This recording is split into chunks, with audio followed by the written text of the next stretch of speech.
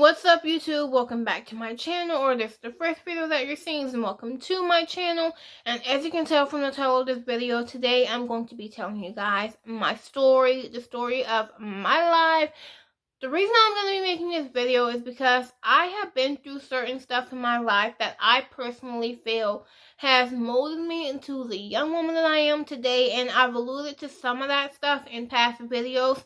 Like, I'll just subconsciously say something that correlates to an experience that I had when I was like younger and stuff, but I've never actually told you guys about this stuff, so you don't really know what I'm talking about. So I figured, why not just go ahead and make this video and explain everything. I want to be more open and vulnerable about, experiences I've gone. For me, at this point in my life, I'm in a very great place, and I'm not ashamed of any of the things I've gone through or I've had to experience. And so I finally feel comfortable telling my story and sharing this information with you guys, because I feel like in order for this channel to be what I want it to be, which is an open space for people to talk about their issues and stuff, it's kind of like hypocritical for me to tell you guys that you can comment and tell me about everything that you've been through, and that I'm there for you when I haven't done the same thing in return. So that's what we're going to be doing in this video. Before we get started, make sure you guys go ahead and subscribe to this channel and hit the notification bell so you can be notified when future videos go up. Also, if you want to follow me on social media, my Instagram is linked in the description of this video. I also have Twitter, but I'm currently revamping my Twitter, cleaning out some of my past tweets, because at this point I don't really use Twitter, but I want to start. Now that I'm doing YouTube, I figured why not promote that as well. So I'm going to be revamping my Twitter, and soon I'll be, linking that in the description as well. But for right now, it's just my Instagram, so feel free to go ahead and give your girl a follow. But now that we got all that out of the way, let's go ahead and get into the video. So to start things off, my name is Victoria Deandra Blackman. I was born on August 14th, 1996. The story behind my name is my first name, Victoria. My mom was originally going to name me Victoria so they can name me after my dad, because my dad's name is Victor. But I have an aunt who is very popular in our family for naming all the babies and stuff, and she was the one who decided to make it more unique, so they ended up naming me Victoria. Till this day, 90% of the people that I come across just call me Victoria, and I am so over correcting people, so I'm mostly going by Victoria. It doesn't really bother me as much. It kind of is what it is. But I was born in the south of Georgia. I was born just below Atlanta, Georgia. I was born here. I've lived here my whole life. I love the town that I live in. I always have. It's kind of a small town. Like, a lot of people, it kind of gets a bad rap. A lot of people are like, oh, I don't know, that's kind of not the business, but I love being from here. I rep it all day long. Growing up, I also, with me living so close to Atlanta, I still have a lot of family that lives in Atlanta, so we do go down there quite often to visit relatives, and I've always loved Atlanta, Georgia.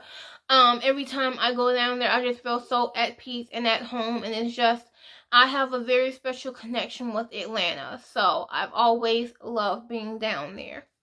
I do have two siblings. I'm the middle child. I have an older sister and then a younger brother. So all that they say about the middle child is very much true. We definitely get the short end of the stick. Because when you're the younger child, you get a lot of attention. When you're the oldest child, the firstborn, you get a lot of attention. And then there was me. So, I grew up the middle child. There was a lot of stuff that I didn't really feel like was fair. But whatever. We're all good now. Yeah, my sister is 2 years older than me, and then my brother is 12 years younger than me, and I love that kid to death. You've seen him in past videos. I made a whole video dedicated to his birthday, because that's how much I love that kid. I love my sister too, but I feel like the relationship that I have with my brother is very different, because, with him being 12 years younger than me, I kind of got to watch him grow up, so it's not like we grew up together. So in a way, it's kind of less of a brother-sister relationship, more like an aunt, if that makes sense, but at the same time, not really an aunt. But yeah, so that's the relationship that I have with my brother. My sister, she and I, obviously with us being so close in age growing up, we butted heads a lot. We didn't really get along a lot when we were growing up, and this is all stuff that she can attest to as well. I think we will both agree that at this point we do get along a lot better. Things are really looking up for us. So yeah, that's the relationship that I have with my siblings. My dad and my mom, they are still together. They have been together since they were like, I think late teens, early 20s. They had my sister when my mom was 22 and my dad was 26. They have been together throughout my entire life, and I understand and acknowledge how blessed I am to be able to say that. Life is hard. Obviously, marriage is hard. You have issues, but the fact that they're still together and still fighting definitely keeps hope alive with me that I will one day find my person as well. That's kind of the relationship that I have with my family. I had a very happy childhood in the sense that my parents, it wasn't that we didn't struggle financially or that we didn't have issues. It's just that my parents were so awesome that they never let us go without because they were having money issues. I had a very happy childhood. I was always like in school, I was always the talkative kid. I was always like known around the school. Like when I was in second grade, the kids who were in fourth grade and fifth grade, which was on a completely different opposite side of the school, they would know the name Victoria. That was just the reputation that I had. It's not because I was a bad kid or that I was necessarily like super like crazy or anything. People just knew my name. That's just kind of the reputation that I had throughout school all the way up until elementary school, which is when my Asperger's syndrome started affecting me. For those who don't know, I was diagnosed with Asperger's syndrome when I was 5 years old, and in case you don't know what that is, it is a mild form of autism. I am on the lower end of the autism spectrum, so that's pretty much what that means. I have a very mild form of autism, and my symptoms are social isolation. It's really difficult for me to form friendships or like long lasting relationships with people. That is something that I have struggled with my whole life, and if I'm being 100% honest, it is still something that I struggle with till this day. But I didn't really start experiencing symptoms of that until I was in middle school. Like I said, all throughout elementary school, I was very much outgoing and known around school for being very like positive, and I talked a lot and all that. But when middle school hit, that's when my symptoms of Asperger's syndrome really started flaring up. I just plain and simple, I was not able to communicate with other students as well as I would like. I didn't really have a lot of friends. My daily routine was wake up, go to school, come home, watch television until it's time to go to bed. I didn't even make an attempt to socialize with people. I was very lonely throughout middle school, and it's at that point, honestly, it didn't really bother me because I was comfortable that way. I was comfortable not having friends. I was comfortable not getting close to people. Like, I didn't really have an issue with that. When I was in 7th grade, I actually had my first kiss, which was kind of, I don't know, it's kind of a weird situation because, like I said, I didn't really talk to a lot of people. But there was this guy, he and I were kind of friends, I guess. And one day we kissed after school.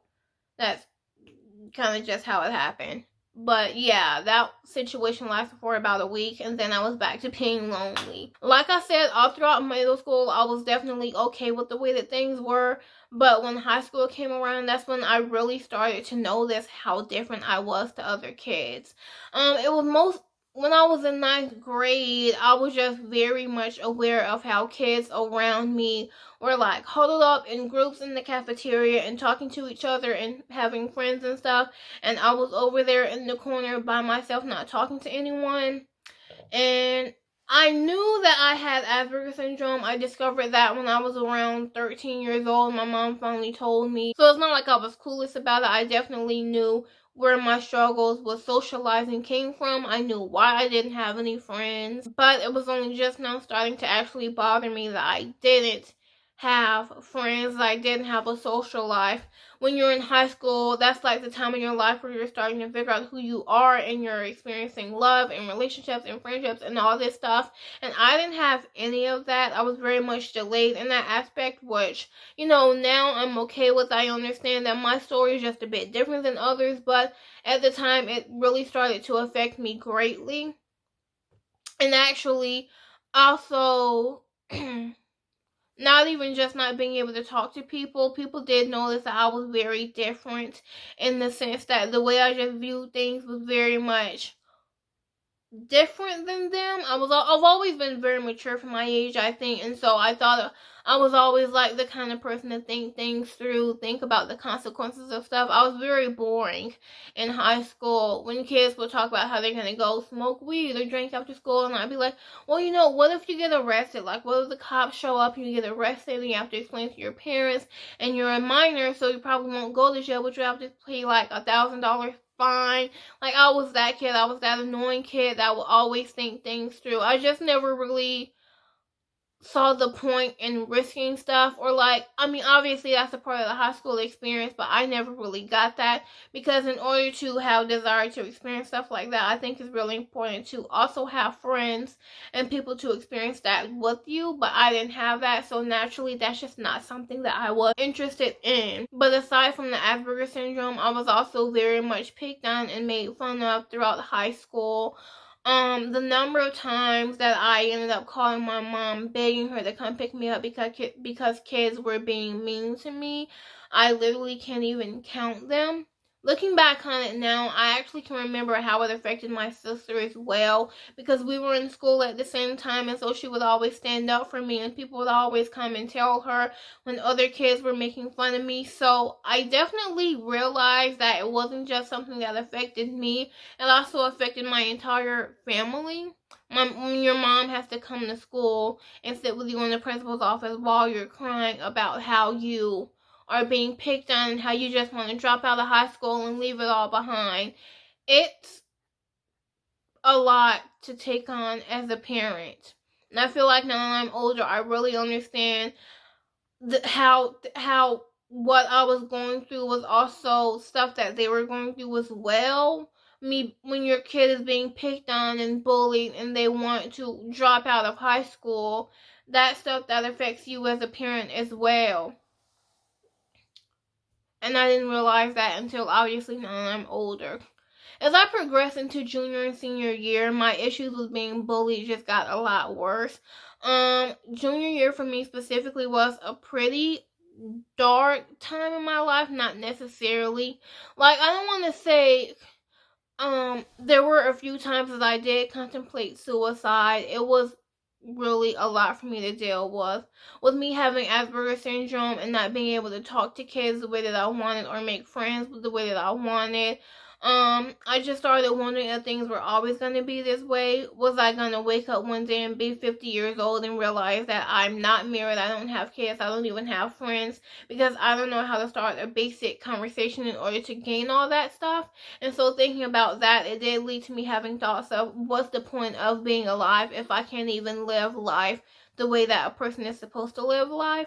Also add that to the fact that I was being picked on and ridiculed almost every day in school. I remember this one time specifically, I was going to sit down in class and this kid pulled the chair out and I ended up falling on the ground and everyone just laughed at me, and I ran out of the classroom and I was standing in the hallway and I just started crying. It was a lot. It was a lot for me to deal with at that time because I didn't know when it was going to end or if it was ever going to end. I did cut myself once because I wanted to see if that would make the pain go away. I didn't enjoy it. It wasn't a good feeling. I knew immediately after I did it that I had made a huge mistake. And so I didn't necessarily have like a huge experience with self-harming or anything like that. It was literally just like a one-time thing. And I felt so awful and guilty after it that it never happened again. So that's kind of what ended up happening with that. But overall, my high school years, they were pretty rough. Things started to get a little bit better around senior year because it's at that point that the kids that I was going into my senior year with, they were also the kids that I had gone through middle school and all of high school with, because I live in such a small town that there aren't a lot of schools around here. So when you go to elementary school with someone, the chances are pretty high that you're going to know them all throughout high school. So while I wouldn't necessarily say, looking back on it, that I had any long-lasting friendships, my senior year things definitely started getting better. I was talking to people. I even had a group of kids that I would sit with at lunch. Kids would say hey to me in the hallway. I just got, with me, it's a matter of getting comfortable with someone. The longer I know you, the easier it is for me to form connections and conversations with you. So by the time I got to my senior year of high school, I finally felt comfortable enough getting to know people and talking to people. It became a lot easier. I did graduate on time with my class. It wasn't the easiest journey to get there because when I was going through all this dark stuff of being made fun of and wanting to drop out, I let my grades slip a lot. I remember having to retake graduation tests repeatedly because I could not wrap my head around it long enough to actually study. And so for a while there, it was up in the air whether I was going to be able to graduate, but your girl made it happen.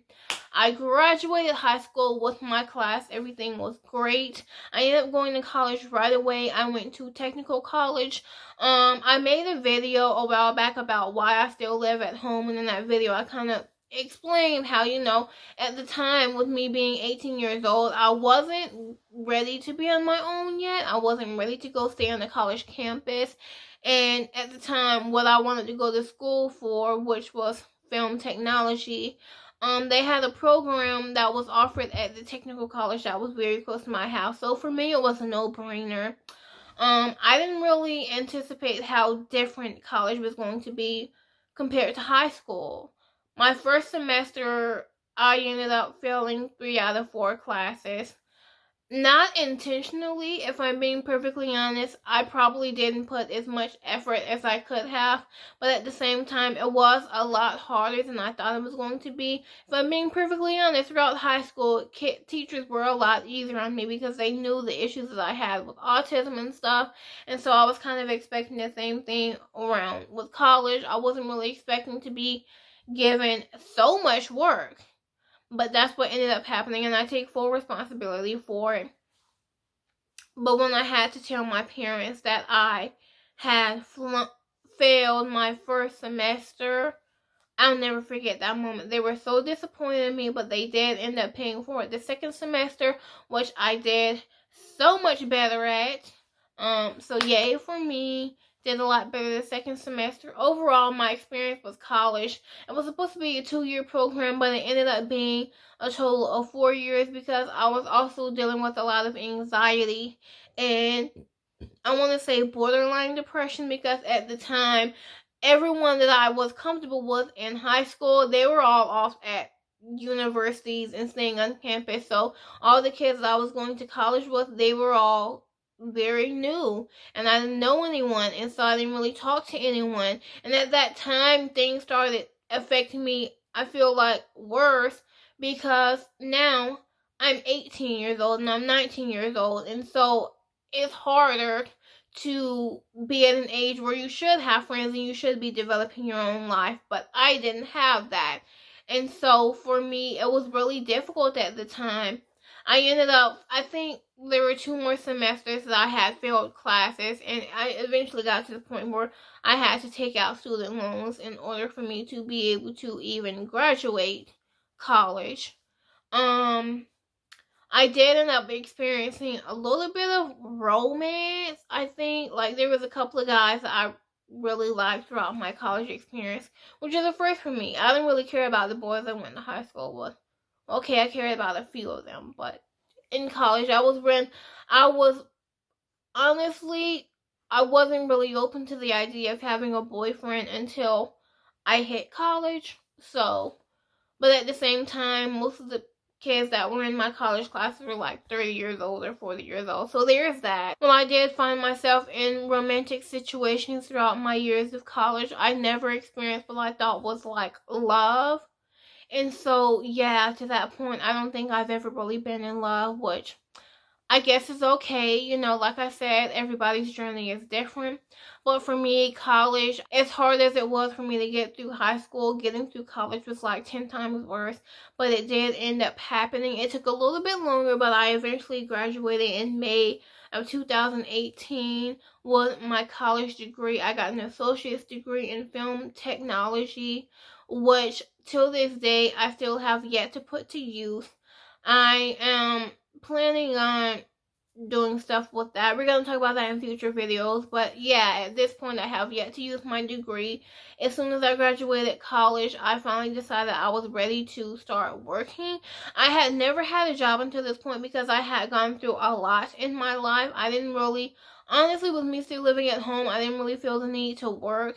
I contributed financially in other ways when I could, which is like personal information and everything, but I wasn't just freeloading. When I was able to make money and help my parents out, I did and I do. So it's not a situation where I'm just 24 years old taking advantage of them. But yeah, I finally started working and I got a job in a restaurant when I was 22 years old. So I've been working there for literally exactly a year, which is crazy to me. But after I graduated high school, I don't know what happened, but for some reason my self-confidence really boosted up.